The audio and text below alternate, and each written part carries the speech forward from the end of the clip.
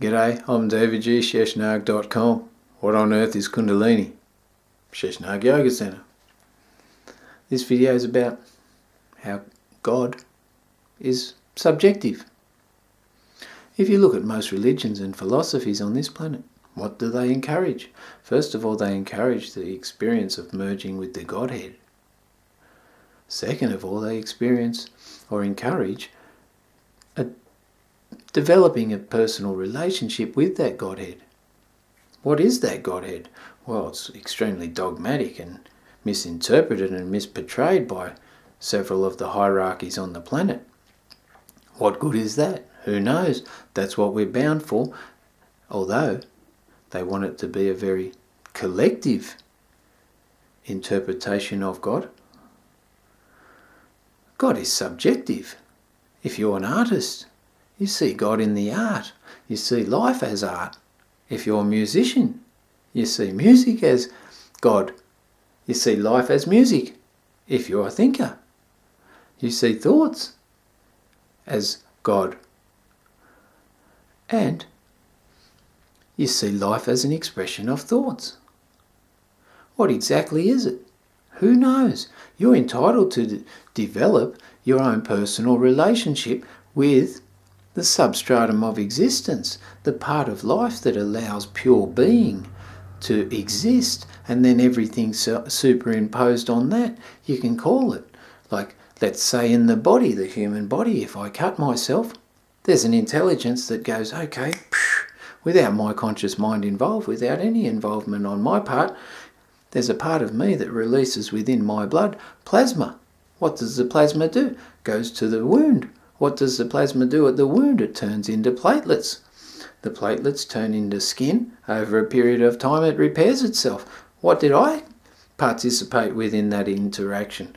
Nothing, because it happened without any participation, just like life itself. There's an intelligence that governs all life, coordinates every cell on the planet, everything to do with the whole of experience of the human in the three-dimensional realm, coordinated by maybe the higher self, whatever that intelligence is that coordinates those experiences. That's for you to understand in your own way, for you to be able to perceive however you perceive it, to bring it into the heart, to be nice to other people, to be able to share the resources on the planet. God is so subjective. I've just done a career course and they're telling me that, in this, when you do Jyoti Mudra, Yogananda saw a green circle, thought it was the entrance to Brahmarandra. If you were going retrogradely down from Brahmarandra down the Sushumna, inside the Sushumna there's 3 different channels. There's one called Citrina.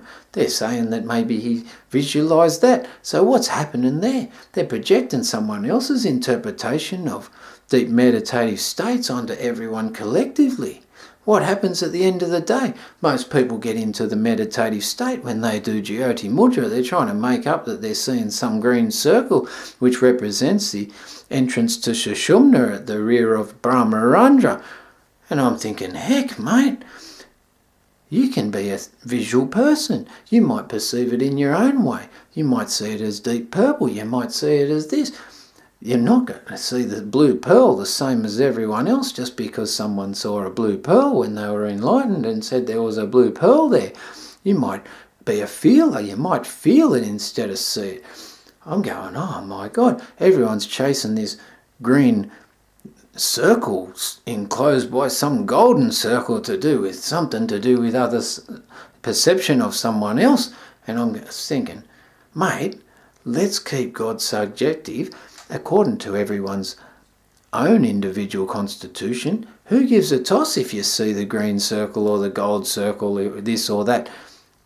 God's yours, man, to have. You can see it in the curl of the snail, in the shell. You can see it in the blade of grass. You can see it in the beach, in the wind that's cascading across the beach. You can see it in the paddock as the wind turns the grass over.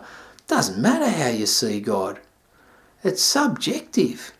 As soon as you start throwing all these conditions onto it, then you become dogmatic. You become fixed in your interpretation of the divine.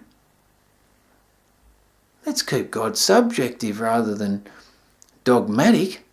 You experience God in your own way. If you're lucky enough to blow out and see the great being or experience the great being, that can be unique for you. Bring it back into the physical plane. Blend the physical plane, which is as significant as the spiritual plane in this experience, because we don't want to forego any super spiritual experiences at the expense of a harmonious physical living.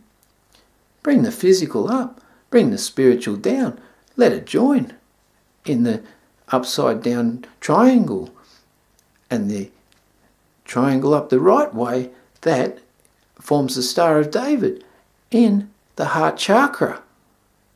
Express the divinity from there in a balanced form, if you're lucky enough. Try not to keep God below the level of the three chakras and tied into a psyche that's below the Brahma Granthi.